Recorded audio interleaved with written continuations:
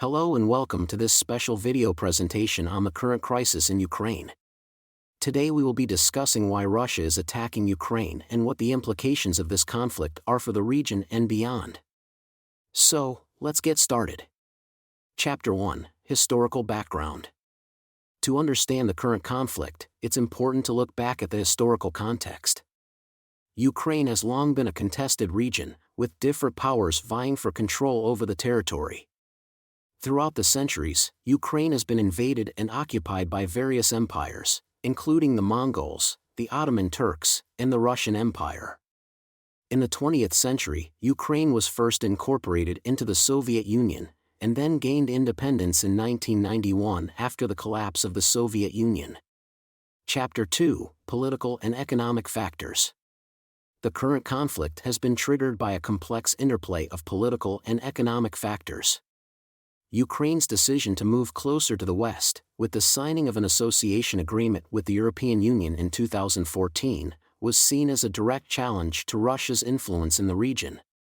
Additionally, Ukraine's pro-Western government has implemented a series of economic reforms that have been supported by West but have put a strain on the country's relationship with Russia. Chapter 3: Crimea and Donbass. The conflict between Russia and Ukraine escalated in 2014, when Russia annexed Crimea, a peninsula that had been part of Ukraine since 1954. Russia justified its annexation by claiming that it was protecting the interests of ethnic Russians living in Crimea, who make up a majority of the population. Since then, fighting has also erupted in eastern Ukraine, where Russian-backed separatists have taken control of parts of the territory. Chapter 4: Geopolitical Considerations.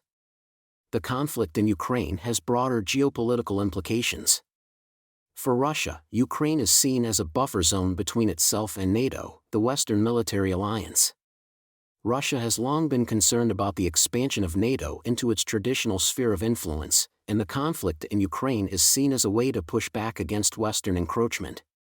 For the West, Ukraine is seen as a test case for the viability of democratic and market-oriented reforms in the post-Soviet space. Chapter 5: Humanitarian Consequences. The conflict in Ukraine has had significant humanitarian consequences. Tens of thousands of people have been killed, and over 1 million have been displaced from their homes. The conflict has also disrupted essential services, such as healthcare and education, and has led to a breakdown of social cohesion in affected communities. Chapter 6: Conclusion. In conclusion, the conflict in Ukraine is a complex and multifaceted issue, with historical, political, economic, and geopolitical dimensions. Russia's actions in Ukraine have been driven by a range of factors, including a desire to protect its interests in the region and to push back against Western influence.